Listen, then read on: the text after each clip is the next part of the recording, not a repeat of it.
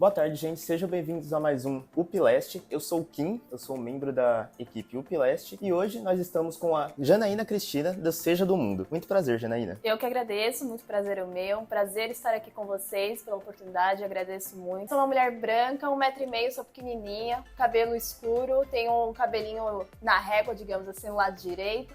Olhos castanhos. Para começar a nossa entrevista, nós vamos fazer uma pergunta para te conhecer um pouquinho. Então, a gente quer saber quem é a Janaína Cristina, como que surgiu a ideia do Seja do Mundo. Posso dizer que é uma mulher sonhadora, 28 anos, parece que não, mas eu tenho 28 anos, carinha de nova. E sou filha de Denise, neta de Dona Teresa, mulheres extremamente guerreiras que fizeram de tudo para acontecer as coisas na minha vida. E como surgiu a ideia da Seja do Mundo? Para isso eu tenho que contar um pouco a minha história, tá? Rapidamente.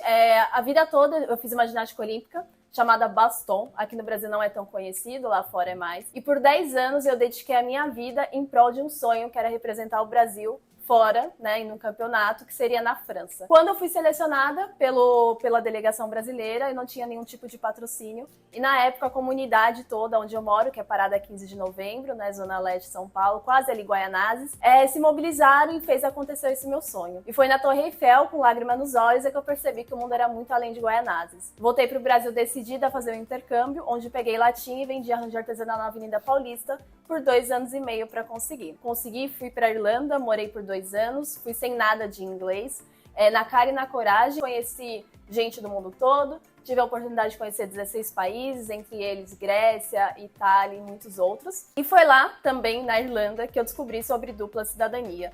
Na época que eu estava pesquisando agências, eu pesquisei várias formas de acesso ao mundo, mas eu nunca ouvi falar em dupla cidadania e eu tive que atravessar o oceano para saber sobre isso. E foi então que assim surgiu um pouquinho da história da Seja do Mundo. Uma startup que na nossa missão é democratizar os caminhos de acesso ao mundo para todos os brasileiros.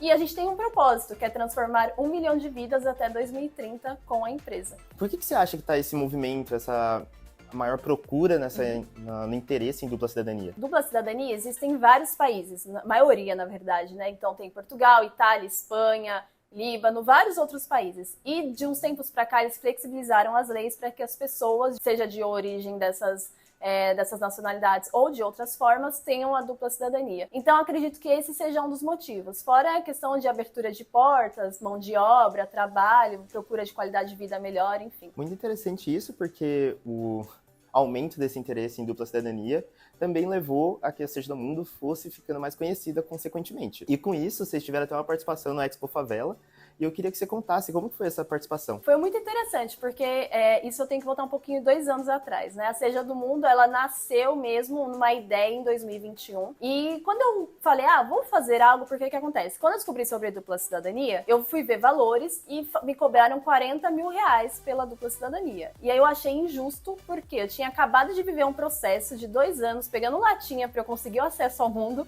e aí de novo eu teria que abdicar de coisas na minha vida para ter direito a algo. Então eu comecei a ir atrás da dupla cidadania e aprendi todo o processo e eu falei, nossa, eu percebi, né? As pessoas da minha volta, da periferia, não sabiam também o que era dupla cidadania. E aí eu comecei a criar um projeto de comunicação apenas, essa era a ideia, de Instagram. Só que aí as pessoas, em 2021, foi assim, né? Começaram assim, me ajuda, me ajuda. E aí era bem a época de pandemia, eu trabalhava com eventos, e eu tava sem nada, sem emprego, sem nada, por causa, né, da pandemia. Falei, eu vou cobrar então só um valor de ajuda pra eu poder me sustentar até voltar ao normal a vida, né? E aí, pra minha surpresa, nesse primeiro ano de 2021, eu faturei mais de 100 mil reais nessa brincadeira. Até que nisso, em 2022, passou na Globo a questão da Expo Favela, 2022, né? Aí minha mãe falou assim, é um negócio de favela lá, vai lá ver o que é, né? Porque ele tava falando muito de periferia, favela. Aí acabou que de 5 mil que foram inscritos, né, 300 eram selecionados, e eu fui uma das selecionadas. Até que eu tive uma primeira mentoria da vida, que foi na Expo Favela, e esse meu mentor, que é o Rafa, hoje ele é mentor ainda da Seja do Mundo, ele falou, não, você não pode ser só uma página de conteúdo, não, você tem que ter uma empresa, as pessoas precisam de você. Eu falei, caraca, né? Aí minha mãe, desde criança, ela falava assim, Jana, você é do mundo. Jana, seja do mundo. Jana, você é do mundo. Sempre foi assim. Eu falei, caraca, Seja do Mundo. Esse vai ser o nome. Foi em homenagem praticamente à minha mãe, né? E aí acabou que veio dessa Expo Favela em 2022. Participei lá das seletivas, mas não fui aprovada. Em 2023, acabei sendo uma das 20 melhores empresas do Brasil dentro de 30 mil inscritos, né? Então, foi uma participação gigantesca para nós, assim, ser um dos 20 melhores é incrível. E fora que abriu muitas portas, né? Esse ano realmente promete muita coisa para a Seja do Mundo. Primeiro, eu quero parabenizar pelo ser um dos 20 melhores da Expo Favela, um evento enorme. Como que foi você, ter essa primeira mentoria, essa experiência? Como foi abrir os olhos para esse novo mundo? Eu senti a mesma sensação que eu senti quando eu vi a Torre Eiffel pela primeira vez. Que foi de tipo assim, nossa, eu não sou pequena, entendeu? Eu acho que a gente empreendedora assim de periferia e tal, a gente se sente pequeno porque a sociedade coloca a gente pequeno, né? E aí, quando eu tive essa mentoria, eu falei, caraca, ele consegue enxergar algo que eu não vejo. Então foi tipo um abrir dos olhos no sentido, meu Deus, eu realmente posso criar algo. Ao decorrer do tempo, como que você foi buscando se aperfeiçoar cada vez mais e onde você conseguiu para resolver seus desafios? Bastante conteúdo na internet, como cursos digitais. Participei também de encontros de empreendedores, seja através, por exemplo, da DeSampa ou seja da própria Expo Favela. Eu fui tentando ao máximo participar de eventos, porque quanto mais eventos e cursos que você fizer, mais capacitado você se sente, né? E mais capacitado você se sentindo, automaticamente você se sente mais confortável em ter uma empresa, porque ter uma empresa é uma coisa muito doida, ainda mais que cresceu tão rápido que eu falei, meu Deus, socorro! E muito de conexão com empreendedores igual a mim. Então, de a gente trocar, ter essa troca de figurinha é muito importante, porque às vezes a dor de um não é a dor do outro, porque essa dor já foi resolvida, aí você consegue ajudar, e a gente fala da mesma língua, entendeu?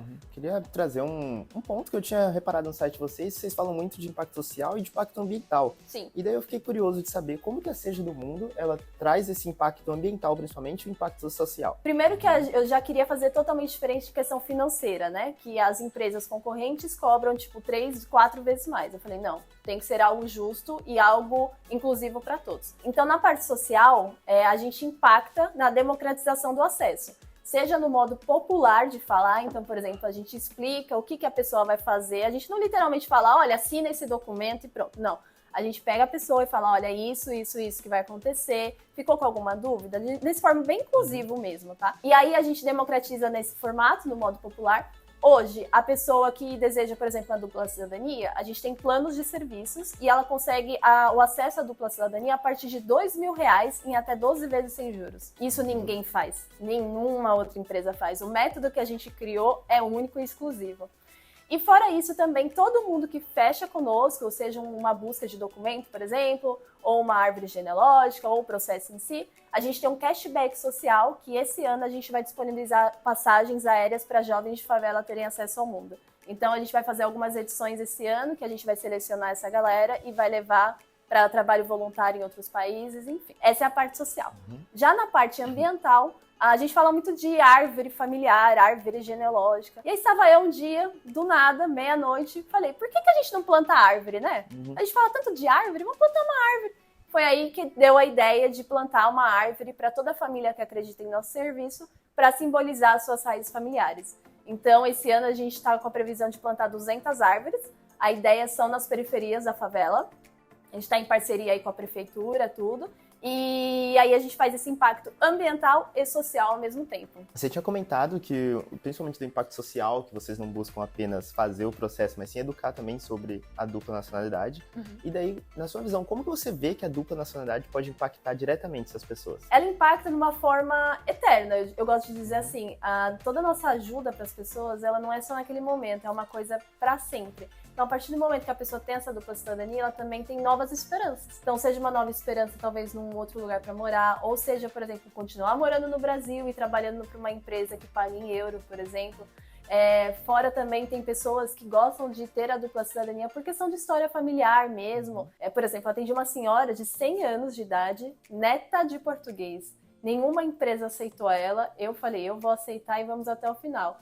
Deu certo e hoje o trinetro dela tem a dupla cidadania. Então, é uma coisa familiar, é uma coisa de herança. Então, são vários fatores, mas uma das principais é a esperança de pensar em ter algo melhor em outro país ou outra oportunidade. Como você disse que esse impacto ele perpetua na família da pessoa, como esse assunto pode chegar na periferia e causar impacto nele? Isso é uma coisa que a gente está desvendando. Um dos meus mentores falou assim, eu falei, eu tô tentando achar uma referência, eu preciso de uma referência para conseguir criar algo. Ele falou assim, não, você não tem que pensar numa referência, você tem que ser a referência. O que eu entendo da minha história e de outras pessoas que eu já atendi de periferia. A esperança, que eu comentei contigo, a partir do momento que você tem essa documentação, é uma nova esperança.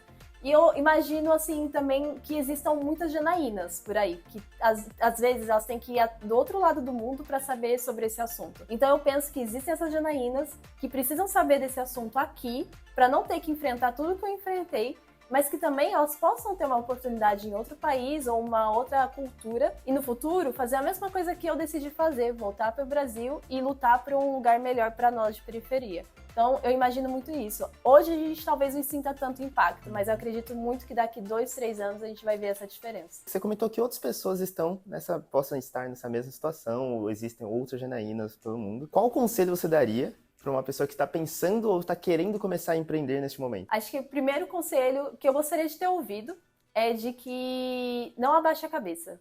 Eu abaixei a cabeça várias vezes nesses 2 anos e meio aí, achando que eu não tinha capacidade por pensar que o outro é melhor do que eu. E aí, quando eu entendi que não, eu não posso ser assim, porque eu tenho a capacidade, tudo mudou, a minha visão mudou. Quando eu decidi que, nossa, realmente eu tenho uma capacidade, eu saí pra arrumar um escritório, eu saí pra procurar gente pra trabalhar junto comigo, porque até então era tudo sozinha. Decidi realmente ter metas, ter não sei o quê, ter uma empresa de fato. Então, acho que o primeiro conselho que eu daria é, você é capaz, todo mundo é capaz. É só realmente a questão de decisão e ir atrás e se aperfeiçoar, porque todo mundo é capaz de aprender. E é isso que eu fiz no último ano, de realmente ir atrás de tudo que eu não sabia para eu estar por dentro desse mundo dos negócios, digamos assim. Como que, sendo da Zona Leste, você sente como é ser empreendedor, sendo da Zona Leste, e poder ser referência para outras pessoas que também queiram empreender? Acho que aí existe 2 moedas.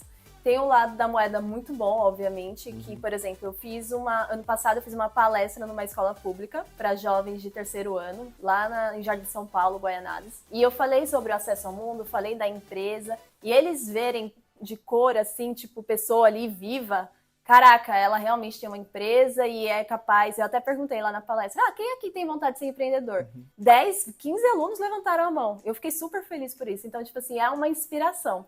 Aí existe esse lado da moeda muito bom, maravilhoso, que é ser inspiração. Agora existe o outro lado da moeda, que é a gente de empreendedor de periferia, de Zona Leste, tentar se encaixar no mundo dos negócios que não é da periferia, entendeu? Infelizmente, vários eventos que eu tento participar, às vezes eu não consigo me encaixar na conversa, às vezes eles estão falando algo que eu não estou conseguindo entender. E aqui eu não estou nem falando de inglês, nada do tipo, é questão de termos mesmo deles, ou a questão de, às vezes, eles nem quererem dar a oportunidade de fala para nós. Então, eu venho enfrentando bastante isso e venho tentando estudar como que eu posso mudar isso. Por quê? Muitas das vezes o dinheiro está do outro lado, ainda não está no lado da periferia, entendeu? Então, é isso, tem esses 2 lados da moeda. Tem o lado de ser a referência, que é maravilhoso, que eu sinto que realmente, faz a diferença.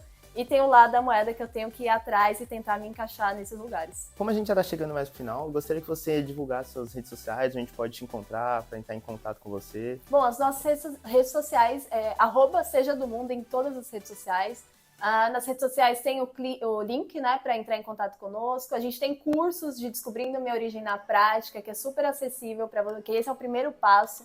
E a gente está super aberto para dar o suporte para todo mundo e quem precisar. Então, @sejadomundo nas redes sociais, siga a gente e vamos juntos. Queria agradecer muito a Janaína Cristina por ter aceitado o convite e pela participação. E sigam a Janaína Cristina nas redes sociais, sigam a Seja do Mundo, sigam as redes sociais da Beats. E esse foi mais um Upilast. Muito obrigado por ter assistido.